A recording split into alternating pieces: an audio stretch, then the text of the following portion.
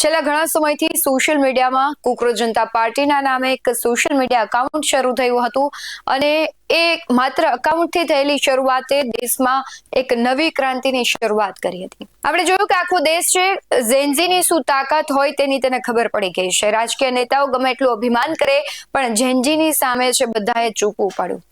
ફરી એક વખત એવી જ અત્યારે લડાઈ સોશિયલ મીડિયામાં ચાલુ થઈ ગઈ છે. એક બાદ એક નવા પેજ બની રહ્યા છે. એમાં પણ રિઝર્વેશન અનામત નામનું એક પેજ બન્યું છે. આમ તો વર્ષોથી ગુજરાતમાં આની લડાઈ શરૂ જ હતી, પાટીદાર આગેવાનો કરતા જ હતા, પરંતુ હવે છે આ ચળવળ છે ખૂબ મોટા પાયે એનું પરિણામ આપવાની તૈયારીમાં હોય તેવું લાગી રહ્યું છે.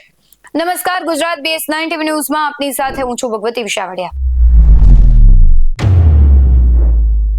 રાજ્ય અને દેશમાં સતત ચર્ચાઓ થઈ રહી હતી. કોકરોચ જનતા પાર્ટીની શિક્ષણ મંત્રીએ રાજીનામું આપવું પડ્યું. આ તાકાત છે ઝેનઝી. હવે જે અત્યારે દેશ અને રાજ્યમાં એક ચર્ચા થઈ રહી છે, એક તો ઇથેનોલની ચર્ચા થઈ રહી છે, એના પણ કેટલા બધા સોશિયલ મીડિયામાં અકાઉન્ટ બન્યા છે, ચળવળ શરૂ થઈ છે. બીજી બાજુ રિઝર્વેશન એટલે કે અનામત આંદોલન આપણે જોયું ભૂતકાળમાં ગુજરાતમાં થયું હતું. ફરી એક વખત તેવી આગ જરે તો કંઈ ખોટું નથી, કારણ કે અત્યારે ઝેનઝી છે અનામત નાબૂદના એક કેમ્પેનમાં લાગી ગઈ છે. તેને લઈને પાટીદાર આગેવાન છે એ પણ મેદાનમાં આવ્યા છે. વરુણ પટેલ, તેમણે પણ એક વિડીયોના માધ્યમથી લોકોને અને દેશને અપીલ કરી છે. સાથે જ આગામી દિવસોના જે ભવિષ્ય અંગે, કેમ્પેન અંગે વાત કરી છે, કારણ કે એક જ દિવસમાં 40 લાખથી વધુ ફોલોવર્સ આ પેજ બન્યું અને થઈ ગયા છે. હજુ પણ સતત વધી રહ્યા છે. શું કહી રહ્યા છે સૌથી પહેલા વરુણ પટેલ, તેના પર નજર કરીએ. નમસ્કાર મિત્રો, ખૂબ મહત્વના વિષય ઉપર આજે ચર્ચા માટે તમારી સમક્ષ આવી રહ્યો. તમે જોયું હશે કે દેશવ્યાપી એક કોકરોચ જનતા પાર્ટીનું આંદોલન શરૂ થયું. ગુજરાતના નહીં પણ દેશના તરુણોએ, યુવાનોએ, વિદ્યાર્થીઓએ બહુ જ મુદ્દા સાથેની માંગણી સાથે, જેન્યુઅન માંગણી સાથે શરૂ કરેલું આંદોલન. દરેક આંદોલનમાં જેમ શરૂઆત હોય તો એવી જ રીતે એ આંદોલનને પણ કચડી નાખવાના અઢળક પ્રયત્નો થયા, પણ ઝેનઝી સામે અંતે સરકાર ટક્કર ના લઈ શકી અને એની માંગણી સરકારે પૂરી કરવી પડી. પણ આ આંદોલન પછી દેશની ઝેનઝી અને જે અમારી જનરેશન કહેવાય, દેશની મિલેનિયર જનરેશન, ઝેનઝી પહેલાની જનરેશન, બંને જનરેશનમાં ક્યાંક ને ક્યાંક ઉર્જાનો સંચાર થયો અને દેશના યુવાન પોતાની માંગણી સરકાર સમક્ષ મક્કમતાથી, નિર્ભય રીતે રજૂ કરવાની શરૂ કરી. એનું જ એક બીજું ઉદાહરણ તમે મારા માથા ઉપર સ્ટીકર જોતા હશો. ફેસબુકમાં આવું બધું મને બહુ આવડતું નથી, પણ આજે શીખ્યો છું, ટ્રાય કર્યું. રિઝર્વેશન હટાવો આંદોલન, એની સ્પીડ, સોશિયલ મીડિયામાં એની સ્પીડ કોકરોચ કરતા ડબલ છે. કોકરોચ જનતા પાર્ટી કરતા ડબલ. 24 કલાકમાં આ પ્લેટફોર્મ ઉપર, ઇન્સ્ટાગ્રામના પ્લેટફોર્મ ઉપર રિઝર્વેશન હટાવો આંદોલન, રિઝર્વેશન હટાવો મુવમેન્ટના હેડિંગ સાથે અઢળક પેજ ચાલુ થઈ ગયા. અને એમાંનું એક પેજ છે રિઝર્વેશન હટાવો આંદોલન, જેમાં કાલના દિવસમાં 4 મિલિયન ફોલોવર વધ્યા. વિશ્વની કોઈ પણ રાજનીતિક પાર્ટી કરતા વધારે, વિશ્વના કોઈ પણ રાજનીતિક વ્યક્તિ, સેલિબ્રિટી કરતા પણ વધારે પ્રમાણમાં આમાં ફોલોવરનો આગની જેમ વધારો થઈ ગયો. આ મુવમેન્ટ કેટલી સાચી છે, કેટલી સફળ છે, કેટલી સફળ થશે, સરકાર, સમાજ, યુવાનો આને કઈ રીતે કન્સિડર કરશે એ તો આવનારો સમય કહેશે. પણ આ વિષયમાં હું એટલે આવ્યો છું કે આ આપણા રિલેટેડ આ વિષય છે. અમારા બધાનો પણ રાજનીતિમાં જન્મ અનામતના વિષયને લઈને થયો છે. સમાજ જીવનમાં જન્મ અનામતના વિષયને લઈને થયો.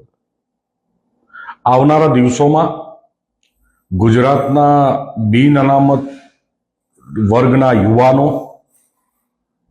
બિન અનામત વર્ગના આગેવાનો બધાને સાથે લઈ એક મંત્રણાનું આયોજન કરી રહ્યા છે. કારણ કે હવે આ દેશની ડિમાન્ડ છે, રાજ્યની ડિમાન્ડ છે. રિઝર્વેશન હટાવો આંદોલન ગુજરાતનું એક પેજ બની ગયું છે અને એ 24 કલાકમાં ખાસું એવું વાયરલ થઈ ગયું. અને રિઝર્વેશન હટાવો આંદોલન આ તો એક 4.1 મિલિયન વ્યૂ સાથેનું મેં એક પેજનું ઉદાહરણ આપ્યું. લાખો ફોલોવરો ધરાવતા આ સેમ નામના અઢળક પેજ દેશના અલગ અલગ ખૂણેથી ચાલુ થયા અને સરકાર સામે બહુ મક્કમતાપૂર્વક સોશિયલ મીડિયાના માધ્યમથી રજૂઆત પહોંચાડવાનો એક પ્રયત્ન થઈ ગયો.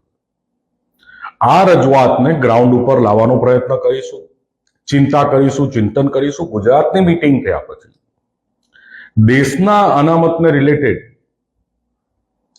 અલગ અલગ અનામતની ચળવળો ચલાવતા, અનામતના સુધારાની ચળવળો ચલાવતા, અનામત હટાવવાની ચળવળો ચલાવતા આગેવાનો, યુવાનો સાથે દિલ્હીમાં બેઠક કરીશું દેશવ્યાપી. અને આ બધું સફળ થાય અને તમામ ચર્ચા વિચારણા કરી અને પછી આગળની રણનીતિ બધા સાથે મળીને નક્કી કરીશું. મેં સાથે સાથે એક પોલ પણ ક્રિએટ કર્યો છે. હું ઈચ્છું છું કે પોલમાં પણ તમે વોટ કરો કે શું આ મુવમેન્ટ થવી જોઈએ કે ના થવી જોઈએ. આ મુદ્દો સાચો છે કે ખોટો છે. અને દેશના સામાજિક સંગઠનોએ, રાજકીય સંગઠનોએ આમાં શું સ્ટેન્ડ લેવું જોઈએ. ખૂબ જ ગંભીર વિષય છે, દરેકને લાગુ પડતો વિષય છે. અમે ટૂંક સમય પહેલા અમે ચૂંટણીમાં કીધું હતું કે આ મુવમેન્ટ કેમ સક્સેસ છે એનું હું તમને કારણ કહું. ચૂંટણીમાં મેં કીધું હતું કે ઓપનની સીટો સ્થાનિક સ્વરાજની ચૂંટણીમાં ઓપનને આપો. મેં ગુજરાતના ભારતીય જનતા પાર્ટીના અમારા પ્રમુખ જગદીશભાઈને પત્ર પણ લખ્યો હતો કે જે બિન અનામતની સીટો છે બિન અનામતને આપો. એ પત્ર લખવા છતાંય તમને લેટેસ્ટ ઉદાહરણ આપું છું કે સ્થાનિક સ્વરાજની ચૂંટણીમાં તમે 10% અનામત લાગુ કરો, એ પણ અમારી માંગણી છે, આપણી માંગણી છે. એ પત્ર લખવા છતાં પણ ગુજરાતમાં જે ચૂંટાયેલા સ્થાનિક સ્વરાજની ચૂંટણીમાં ચૂંટાયેલા પ્રતિનિધિની સંખ્યા તમે ગણો તો ખાલી બિન અનામત વર્ગના ભાગે 12 થી 14% સીટો આવી છે. 84 થી 86% ચૂંટાયેલા જનપ્રતિનિધિઓ એ અનામત વર્ગમાંથી આવે. આ એક લેટેસ્ટ ઉદાહરણ, તમને લેટેસ્ટ દાખલો સમજણ પડે આપો. શિક્ષણની ને બધાની તો આપણે વાતો કરીએ જ છીએ ને, એના તો બધી પીડા જાણીએ છીએ. અને આ રિઝર્વેશન હટાવો આંદોલનમાં ઐતિહાસિક ફોલોવરનો વધારો એ પીડાનું પરિણામ છે. હું એવું માનું છું કે કદાચ આજના દિવસમાં 24 કલાકમાં રિઝર્વેશન હટાવો આંદોલનમાં 10 મિલિયન ઉપર ફોલોવર થઈ જવાના છે. અને આના અત્યારે જો બધા અલગ અલગ પેજનું ટોટલ મારો તો અત્યારે 10 મિલિયન. પણ હું એવું માનું છું કે એક જ પેજમાં 10 મિલિયન ઉપર ફોલોવર થઈ જવાના છે. ક્યાંક ને ક્યાંક જેનજીએ મનોરંજન માટે ચાલતું ઇન્સ્ટાગ્રામ ને ક્રાંતિનું હથિયાર બનાવી લીધું. ઇન્સ્ટાગ્રામ એક મનોરંજન કરતા અત્યારે ક્રાંતિનું માધ્યમ વધારે બની ગયું. ફેસબુકમાં જેન મિલેનિયર વધારે છે અને ઇન્સ્ટાગ્રામમાં જેનજી વધારે છે.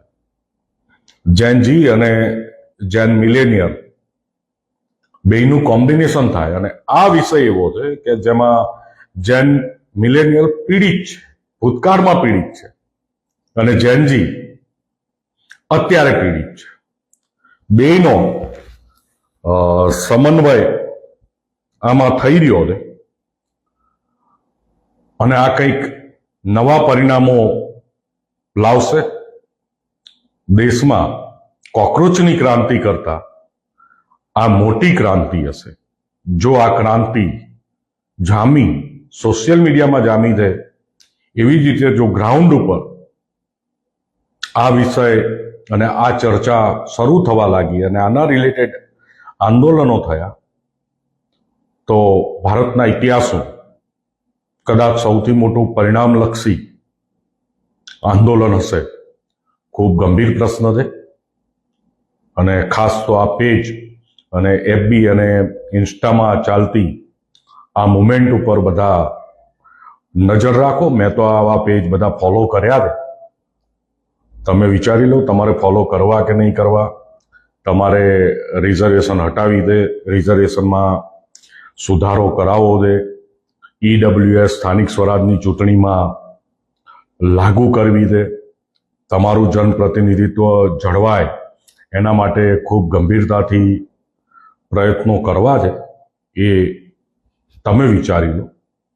મેં તો એક પબ્લિકથી કનેક્ટ છું, આ વિષયથી કનેક્ટ છું અને છેલ્લા 48 કલાકથી આખા દેશની હું આ સોશિયલ મીડિયાની મુવમેન્ટનો અભ્યાસ કરતો હતો. પણ હવે નાઉ ઇટ્સ ફાયર. અને કાલના દિવસમાં કોકરોચ જનતા પાર્ટીના પણ સોશિયલ મીડિયાના રેકોર્ડ આ મુવમેન્ટ તોડી નાખશે. એક સનાતન સત્ય છે. આવનારા દિવસોમાં ગુજરાતમાં શું થાય ને, ફરીથી દિલ્હીના જંતર મંતરમાં શું થાય, રાજસ્થાન કે ઉત્તર પ્રદેશ કે બિહારમાં શું થાય છે, એ જેવું રહ્યું. આ મુદ્દાને ગ્રાઉન્ડ ઉપર કેટલો વિદ્યાર્થીનો સપોર્ટ મળે છે, સરકાર શું એક્શન લે છે, ખૂબ ગંભીર વિચારણા સાથેના વિષયો છે. પણ હું વ્યક્તિગત રીતે 100% ગંભીરતાથી એવું તો માનું જ છું કે અનામત પદ્ધતિનું આકલન થવું જોઈએ. 50 વર્ષ 75 વર્ષથી ચાલતી એકની એક પદ્ધતિ છે, એમાં સુધાર થવો જોઈએ. સરકારે સંપૂર્ણ વિચાર કરવો જોઈએ અને આ આંદોલન જેનજી જેવું થાય એ પહેલા જ સરકાર વિચાર કરી અને કંઈક એક્શન લે, એવી પણ આપણે આશા રાખીએ.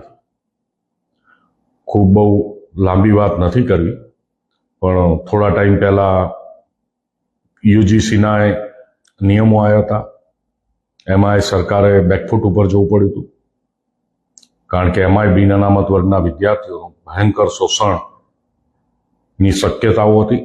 સરકાર બેકફૂટ ઉપર ગઈ હતી અને સરકારે એમાં સુધાર કર્યો હતો. ક્યાંક ને ક્યાંક બિન અનામત વર્ગના લોકો જોડે મોટી શક્તિઓ દ્વારા બહુ મોટા પરીક્ષણો ચાલી રહ્યા કે અમને ટેસ્ટર અડાડો શું કરે. બરોબર ને? તમારે જોવાનું છે, તમારું સ્વમાન છે, તમારું ભવિષ્ય છે, તમારા વિચારો શું કરવું. આગળ વધવું હોય તો સંપર્ક કરીશું આવનારા દિવસોમાં. અને બિન અનામત વર્ગના ઘણા બધા પ્રશ્નો ગુજરાતમાં છે, એના રિલેટેડ પણ વાત કરવાની છે અને એના પણ સોલ્યુશન લાવવાના છે. પણ આ તો રિઝર્વેશન હટાવો આંદોલન તમે ઉપર પેજ જોતા હશો, ખબર નહીં દેખાય છે કે નહીં દેખાતું, કારણ કે મેં પહેલી વાર ટ્રાય કર્યો. ના દેખાતું હોય તો ફરીથી એકવાર નામ યાદ રાખી લેજો. રિઝર્વેશન હટાવો આંદોલન આરે છે અને રિઝર્વેશન હટાવો મુવમેન્ટ, રિઝર્વેશન હટાવો મુવમેન્ટ ગુજરાત, આ બધાના નામે ઇન્સ્ટાગ્રામ અને ફેસબુકમાં જબરજસ્ત ઐતિહાસિક કેમ્પેઇન ચાલી રહ્યું છે. અને એ કેમ્પેઇનમાં કોઈ દિવસ ના મળ્યો હોય એવો સપોર્ટ અને લોકોનો ઇન્ટરેસ્ટ એમાં દેખાઈ રહ્યો છે. કોઈ ઓર્ગેનાઇઝેશન વગર, સોશિયલ આર્મી વગર, નેચરલ કોર્સમાં. દેશમાં 2 આંદોલન સૌથી સફળ છે. ગુજરાતનું પાટીદાર અનામત આંદોલન કે જે 100% પરિણામ લાવ્યું હતું, અને બીજું આ કોકરોચ જનતા પાર્ટીનું આંદોલન કે જેમાં 100% પરિણામ મળ્યું હતું. કદાચ રિઝર્વેશન હટાવો આંદોલન દેશનું ત્રીજું સક્સેસ આંદોલન પણ બની શકે છે, એવી મને શક્યતા દેખાઈ રહી છે. કંઈ પણ પ્રશ્નો હોય, કંઈ પણ વાતચીત કરવી હોય તો બધા ઓળખો જ છો, સંપર્કમાં રહીશું, વાત કરીશું. પણ ખૂબ ગંભીર વિષય છે અને લોકોએ પકડ્યો છે, નેતાઓએ નહીં, આપોઆપ દેશના યુવાનોએ ઊભો કરેલો વિષય છે. સરકાર પણ મારા માધ્યમથી, સરકાર તો અમારી ઉપર બધા રડાર રાખતી જ હોય છે, સરકારને પણ મારા માધ્યમથી ખબર પડે, સોશિયલ મીડિયાના માધ્યમથી ખબર પડે. અને અમે ટેલિફોન જે રેકોર્ડ કરતા હોય તો ફોન ઉપર અમે આખા દેશમાં જે વાત ચાલુ કરી છે એ ફોનના રેકોર્ડિંગ ઉપરથી સરકારને ખબર પડી જશે.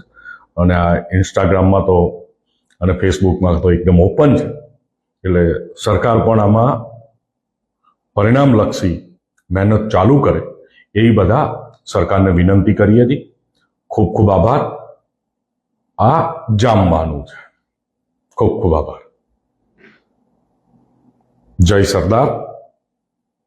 ભારત માતા કી જય. તમારું શું માનવું છે કમેન્ટમાં જરૂરથી જણાવજો. બાકી આવા જ વધુ અહેવાલો સાથે ફરી મળતા રહીશું. તમે અમારી યુટ્યુબ ચેનલને સબસ્ક્રાઇબ કરવાનું અને ફેસબુક અને ઇન્સ્ટાગ્રામ પર ફોલો કરવાનું ભૂલશો નહીં. બાકી નવી અપડેટ્સ મેળવવા માટે જોતા રહો BS9 TV ન્યૂઝ. નમસ્કાર.